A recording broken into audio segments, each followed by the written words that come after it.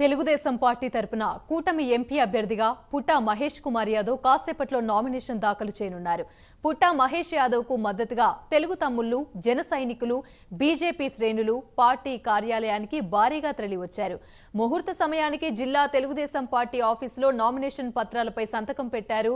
పుట్టా మహేష్ కుమార్ యాదవ్ కు పార్టీ నాయకులు శుభాకాంక్షలు తెలిపారు.